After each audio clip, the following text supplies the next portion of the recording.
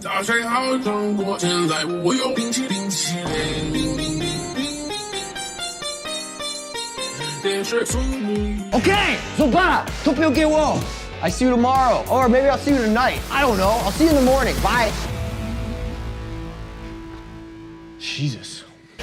Hi, my name is David. I'm going to be talking about our introduction for our project. So that's the abstract and some introductory information. Our study is on if authoritarian states with high information control compete and respond to free market of information exchange. So we're using China's response to Western criticism in Xinjiang as our model. So basically, we're interested in what ways do more open and free exchange of information in Western democracies impact oppressive regimes' behavior within those same information marketplaces. So to put it in context, China has a very centralized control and it has very tight controls over its propaganda network. So the amount of information that can be seen inside China is controlled very heavily by the state. However, they still participate in this propaganda campaigns in the West. So that means they have to engage in the free market of ideas, even though normally they have tight control, a monopoly over discourse. So we want to know, do Chinese media outlets aimed at the West decide to focus their campaigns in response to international pressures, or do they follow internal prerogatives, like domestic issues? Or is it Western coverage? Are they trying to cover their tracks?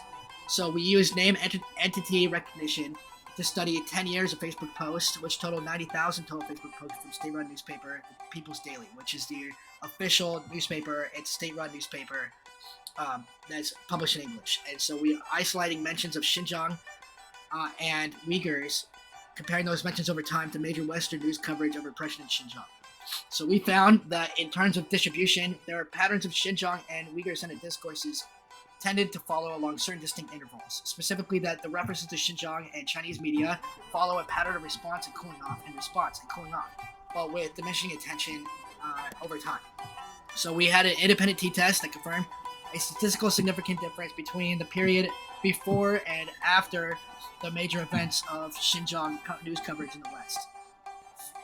And so we found that there was a significant difference. Social media platforms. So social media platforms in the West have been inundated with political propaganda from both international and domestic sources. But between the United States and China in particular, there has been an escalating tension, which has led to a hidden war of propaganda that is being waged in cyberspace. So although the cyberspace is different in China and America, United States, these cyber domains are radically separate, but China still has to engage with the rules of the open marketplace of ideas on those within the cyberspace.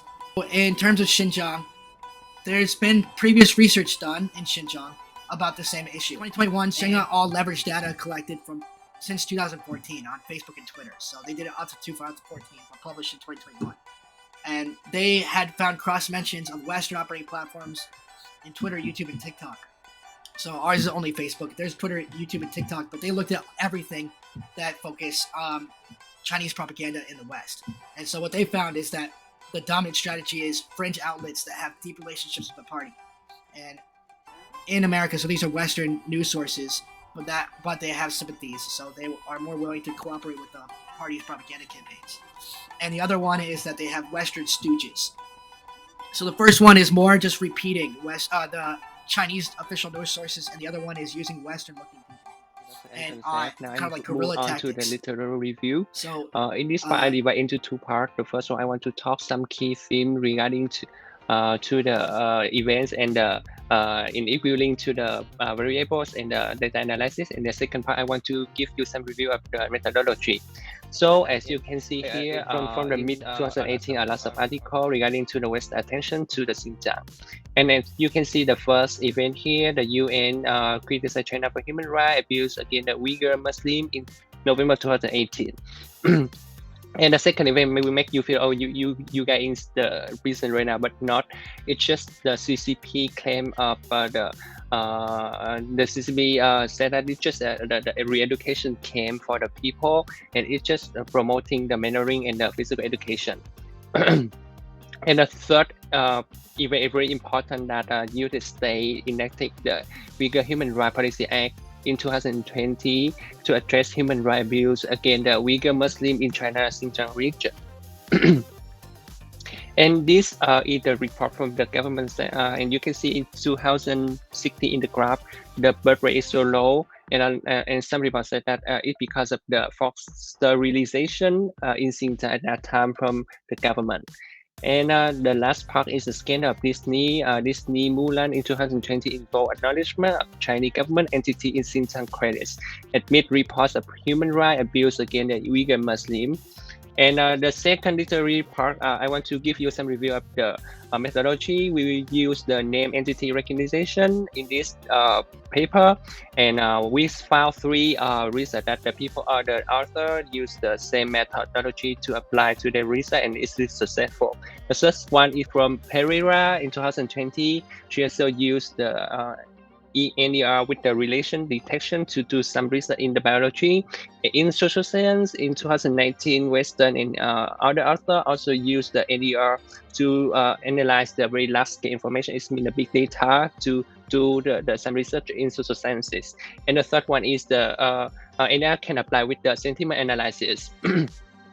And this part, I want to continue with the data and research of the independent variables and dependent variable introduction before just the part. So in the independent variable, we divide into two parts. We want to compare the time from 2016 to 2018, as you can see in the slide. And that's that part to compare with the Western criticism on Xinjiang from 2018 from this day to 2020.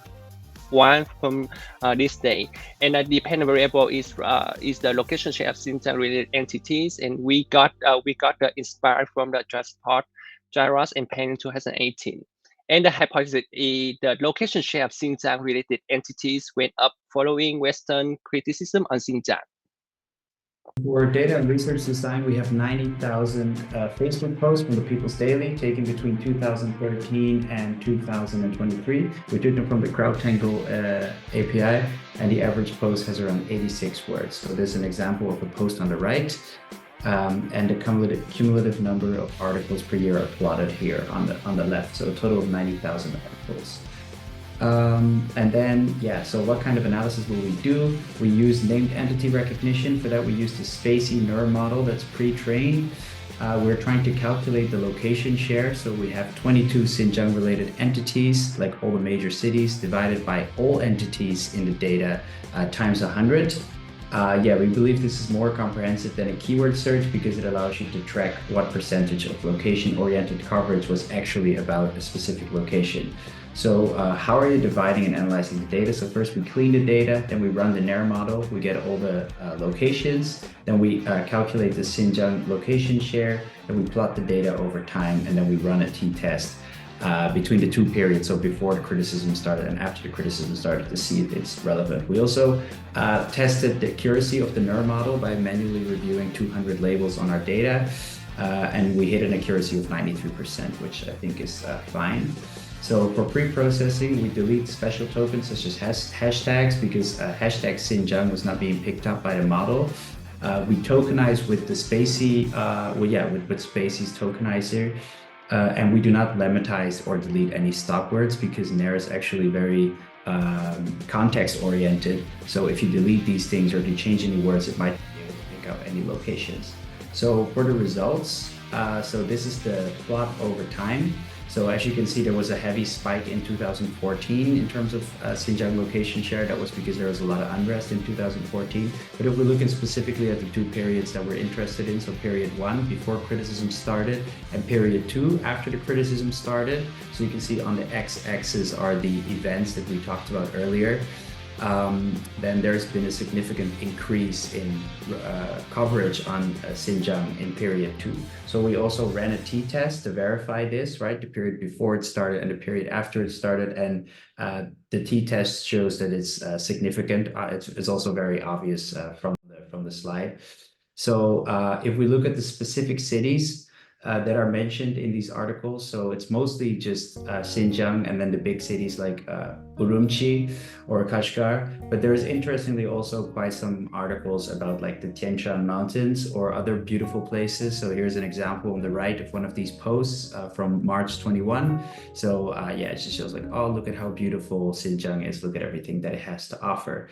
So conclusion, the location share of Xinjiang went up significantly following the start of Western criticism. So this shows that the Chinese government really feels the need to respond. We believe NAIR is a good way to calculate this type of location share, maybe the only way to do this, and it's more accurate than a keyword search. And the challenges in using NAIR is pre-processing the test or fine-tuning the model in such a way that you hit really high accuracy. Future research can combine these methods with other methods like text classification to see, like, okay, what type of posts are they actually posting about Xinjiang?